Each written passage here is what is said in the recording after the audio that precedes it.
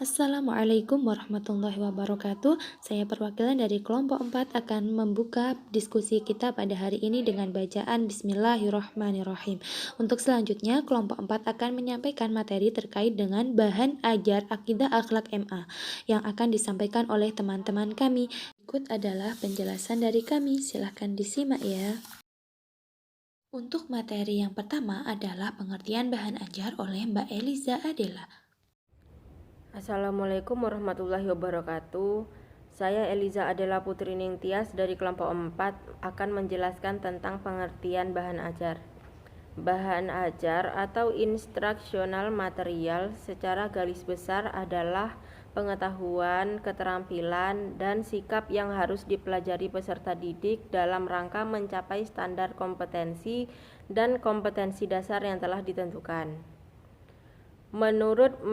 Menurut National Center of Competency Based Training 2007, bahan ajar adalah segala bentuk bahan yang digunakan untuk membantu guru atau instruktur untuk melakukan proses pembelajaran di dalam kelas. Bahan yang dimaksud bisa berupa bahan tertulis maupun tidak tertulis. Menurut pandangan ahli lainnya, bahan ajar adalah seperangkat materi yang disusun secara sistematis, baik berupa tertulis maupun tidak tertulis, sehingga menciptakan lingkungan dan situasi atau suasana yang memungkinkan siswa untuk melakukan proses belajar. Jadi bahan ajar adalah segala sesuatu yang digunakan dan dijadikan pedoman untuk mengajar yang disusun secara sistematis berupa materi pembelajaran yang dapat memudahkan siswa untuk mencapai standar kompetensi yang telah ditentukan, baik berupa tertulis maupun tidak tertulis. Baik, selanjutnya akan dilanjutkan oleh rekan saya untuk melanjutkan materi berikutnya. Untuk materi selanjutnya tentang kriteria bahan ajar oleh Mas Yuda Nurfaizin. Mudah dalam mengidentifikasi bahan ajar mana yang tepat untuk kegiatan pembelajaran yang akan kita lakukan. Sebagaimana kita telah pahami sejak awal bahwa setiap jenis bahan ajar mempunyai kelebihan dan kekurangan masing-masing. Oleh karena itu, kita tidak bisa jika hanya mengembangkan dan menggunakan satu jenis bahan ajar tertentu secara ekstrim. Kombinasi atau integrasi dari berbagai jenis bahan ajar yang ada jauh lebih baik. Agar semakin mantap dalam pemilihan bahan ajar, berikut ini diberikan penjelasan secara lebih spesifik. Ada 3 prinsip yang dapat dijadikan pedoman. Yang pertama adalah prinsip relevansi, maksudnya bahan ajar yang dipilih hendaknya adalah relasi dengan pencapaian standar kompetensi maupun kompetensi dasar.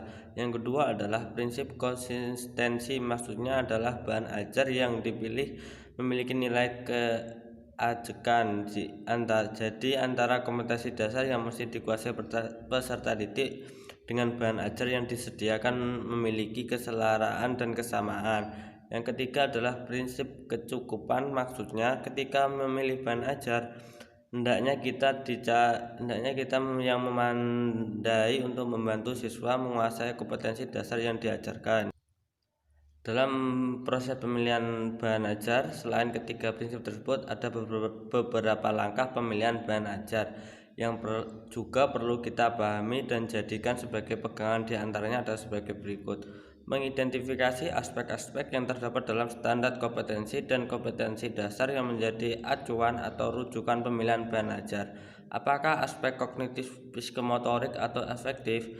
Yang kedua adalah mengidentifikasi jenis-jenis materi bahan ajar, apakah termasuk aspek kognitif, fakta, konsep, prinsip, atau prosedur.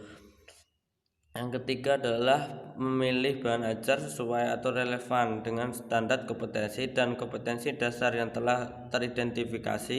Cara yang paling mudah untuk melakukannya adalah mengajukan 6 pertanyaan sebagai berikut. Yang pertama adalah apakah kompetensi dasar yang harus dikuasai peserta didik? Yang kedua adalah apakah kompetensi dasar yang harus dikuasai peserta didik berupa kemampuan untuk menyatakan suatu definisi? Yang ketiga adalah apakah kompetensi dasar yang harus dikuasai peserta didik berupa menjelaskan atau melakukan langkah-langkah secara urut ataukah membuat sesuatu. Yang keempat adalah apakah kompetensi dasar yang harus dikuasai peserta didik berupa. Untuk selanjutnya, materi terkait dengan cara membuat bahan ajar yang akan disampaikan oleh Mas Yusuf. Sedikit tentang cara membuat bahan ajar. Langkah yang pertama yaitu melakukan analisis kebutuhan bahan ajar. Pembuatan bahan ajar adalah melakukan analisis kebutuhan bahan ajar. Lantas, apakah yang dimaksud dengan analisis kebutuhan bahan ajar? Perlu kita pahami bersama bahwa suatu proses awal yang dilakukan untuk menyusun bahan ajar. Dalam analisis ini ada 3 tahapan, yaitu sebagai berikut. Tahapan yang pertama yaitu menganalisis kurikulum. Tahapan ini ditunjukkan untuk menentukan kompetensi-kompetensi yang memerlukan bahan ajar. Untuk mencapai hal tersebut, kita perlu mempelajari 5 hal. Yang pertama, standar kompetensi. Yang kedua, kompetensi dasar. Yang ketiga, indikator. Yang keempat, materi pokok. Dan yang kelima, pengalaman belajar. Tahapan selanjutnya yaitu yang nomor 2, menganalisis sumber belajar. Setelah melakukan analisis kurikulum, langkah selanjutnya dalam menganalisis kebutuhan belajar adalah menganalisis sumber belajar. Cara menganalisis sumber belajar adalah dengan menginventarisasi ketersediaan sumber belajar yang dikaitkan dengan kebutuhan. Selanjutnya tahapan yang ketiga yaitu memilih dan menentukan bahan ajar. Langkah ini bertujuan untuk memenuhi salah satu kriteria bahan ajar, harus menarik dan dapat membantu peserta didik untuk mencapai kompetensi. Berkaitan dengan pemilihan bahan ajar, ada 3 prinsip pedoman dalam memilih dan menentukan bahan ajar. Yang pertama, prinsip relevasi. Yang kedua, prinsip konsistensi. Dan yang ketiga, prinsip kecukupan. Sebelumnya saya minta maaf kenapa tidak saya artikan, karena untuk mempersingkat waktu. Dan tahu sendiri kan, di Google juga ada. Nanti kalau belum paham bisa cari di Google sendiri. Selanjutnya langkah kedua yaitu menyusun peta bahan ajar. Setelah proses analisis kebutuhan bahan ajar selesai, selanjutnya dalam membuat bahan ajar kita harus mengetahui jumlah bahan ajar yang mesti kita siapkan dalam 1 semester tertentu. Maka langkah yang perlu kita lakukan adalah menyusun peta kebutuhan bahan ajar. Hal ini penting karena mempunyai kegunaan. Yang pertama, dapat mengetahui jumlah bahan ajar yang harus ditulis. Yang kedua, dapat mengetahui sekuensi atau urutan bahan ajar.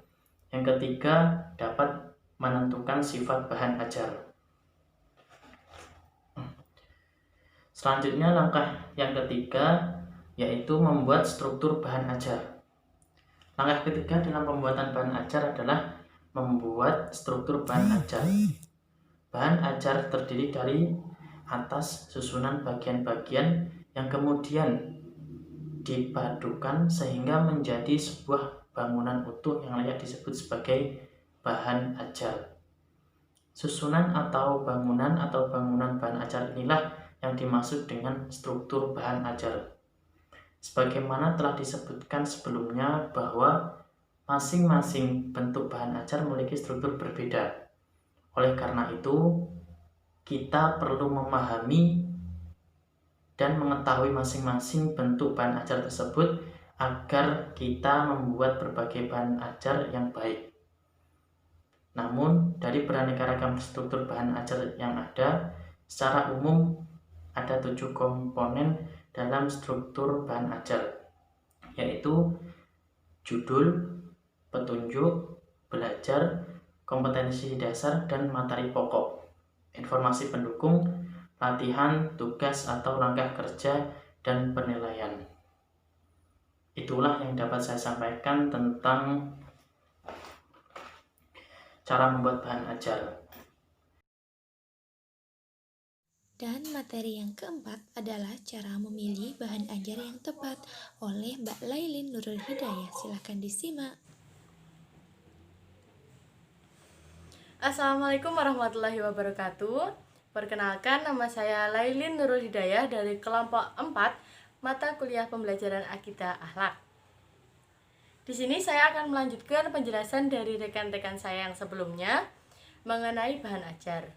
Nah, topik yang akan saya bahas kali ini mengenai prinsip pemilihan dan penggunaan bahan ajar yang baik dan tepat. Berdasarkan rangkuman dari berbagai artikel yang saya baca, dapat kita pahami bahwasanya prinsip-prinsip pemilihan dan penggunaan bahan ajar yang baik dan tepat ada 3 poin. Yang pertama, yakni prinsip relevansi. Nah, prinsip relevansi ini artinya bahan ajar yang kita pilih dan yang kita akan gunakan itu adalah bahan ajar yang isinya relevan dengan kebutuhan siswa dalam mencapai kompetensi dasar. Yang kedua, yakni prinsip konsistensi. Apa itu artinya prinsip konsistensi? Yakni di mana bahan ajar harus konsisten dengan apa yang akan diajarkan pada kompetensi dasar.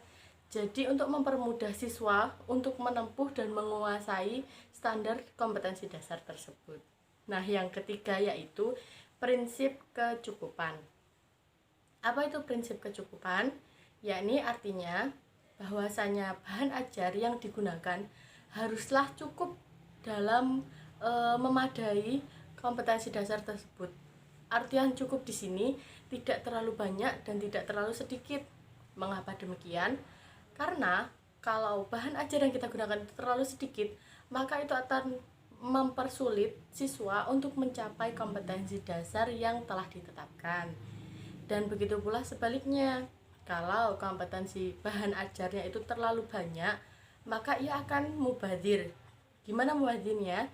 Itu maksudnya, misalkan dalam kompetensi dasar ditetapkan tentang 4 pemahaman, tapi dalam bahan ajarnya itu mengajarkan 10 pemahaman, maka akan menguras waktu yang banyak dan tenaga yang banyak bagi pendidik dan peserta didiknya.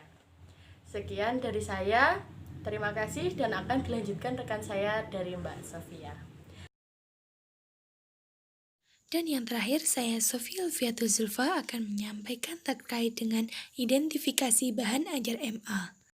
Baik, untuk selanjutnya saya akan menjelaskan terkait dengan identifikasi bahan ajar Akidah Akhlak Madrasah Aliyah. Kami mengambil dari bahan ajar Akidah Akhlak Madrasah Aliyah kelas 10 dan pada semester 1 bab 3, yakni tentang taubat.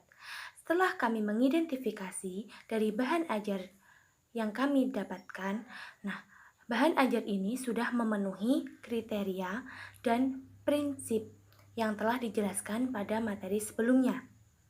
Bahan ajar ini merupakan materi yang digunakan guru untuk pedoman dalam menyampaikan materi pembelajaran. Bahan ajar ini sudah memenuhi 3 syarat atau 3 prinsip, yakni yang pertama relevansi. Dari bahan ajar ini sudah disampaikan, pertama itu disampaikan terkait dengan kompetensi inti dan kompetensi dasarnya. Berdasarkan isi dari bahan ajar tersebut pada bab 3 ini sudah sesuai dengan apa yang ada dalam kompetensi inti dan kompetensi dasar. Seperti contoh, dalam kompetensi inti atau dasar terdapat materi atau capaian terkait dengan menghayati dan menganalisis. Dari bahan ajar ini sebelum disampaikan langsung pada materi pembelajaran diberikan pendahuluan, yakni berupa beberapa gambar yang menjelaskan atau terkait dengan materi tersebut. Lalu siswa diberikan kolom atau diberikan tempat untuk berkomentar ataupun bertanya terkait dengan gambar yang ada. Untuk selanjutnya adalah konsistensi. Maksud dari konsistensi sudah dijelaskan pada materi sebelumnya, dan menurut kami bahan ajar ini sudah memenuhi persyaratan tersebut karena dalam setiap bahan ajarnya itu konsisten. Materi yang dibahas itu tetap, yakni dalam lingkupan si taubat ini tadi. Dan yang terakhir adalah kecukupan. Materi ini dirasa tidak terlalu banyak dan hanya cukup. Karena apa? Karena materi ini tidak terlalu menjelaskan secara luas, Cukup pada inti-intinya saja, pada sebagai contoh pengertian, ya cukup diberikan penjelasan sedikit saja berdasarkan dalilnya ataupun dasarnya seperti itu, lalu kepada subbab selanjutnya. Dan menurut kami ini sudah memenuhi bahan ajar tersebut. Jadi ketika itu menurut pendapat kami, dan jika Anda penasaran dengan isi dari bahan ajar ini, dapat diklik di link deskripsi berikut. Demikian tadi materi dari kami terkait dengan bahan ajar akidah akhlak Madrasah Aliyah. Untuk selanjutnya, mari kita lanjut diskusi di e-learning ya. Demikian dari kelompok kami. Kurangnya mohon maaf yang sebesar-besarnya. Wassalamualaikum warahmatullahi wabarakatuh.